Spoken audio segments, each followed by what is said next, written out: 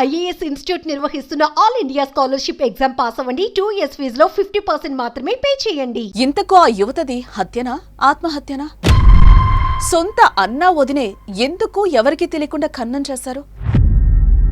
బంధువులకు చుట్టుపక్కల వారికి చెప్పకుండా సీక్రెట్ గా ఆఘమేఘాల మీద ఎందుకు దహనం చేశారు? చంపారా, చంపించారా? ఇవి మా ప్రశ్నలు కాదు, గోపాలపట్నంలోని స్థానికుల అనుమానాలు.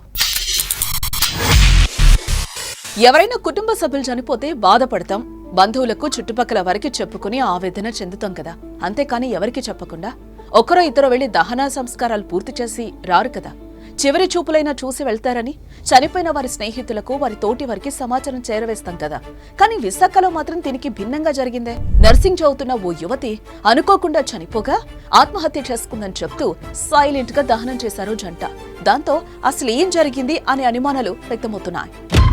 విశాఖపట్నంలోని గోపాలపట్నంలో వారం రోజుల క్రితం భాగ్యశ్రీ అనే యువతి మృతి చెందింది. ఆమె ఆత్మహత్య చేసుకుందని ఆమె అన్నావదినలు చుట్టుపక్కల వారికి చెప్పారు.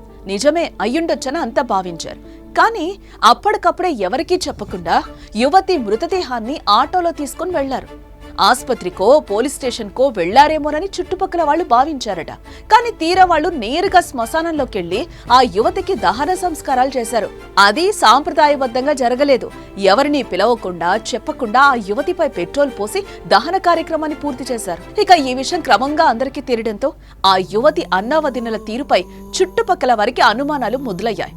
ఇంట్లో ఆడపిల్ల చనిపోతే బాధపడాల్సింది పోయి ఆమె దహన కార్యక్రమాలు పూర్తయ్యేలా అనే విధంగా వారి తీరు ఉండడంతో అనుమానాలు మరింత బలపడ్డాయి. దాంతో యువతి భాగ్యశ్రీ మృతికి ఆమె అన్నావదినే కారణమంటూ స్థానికులు పోలీసులను ఆశ్రయించారు.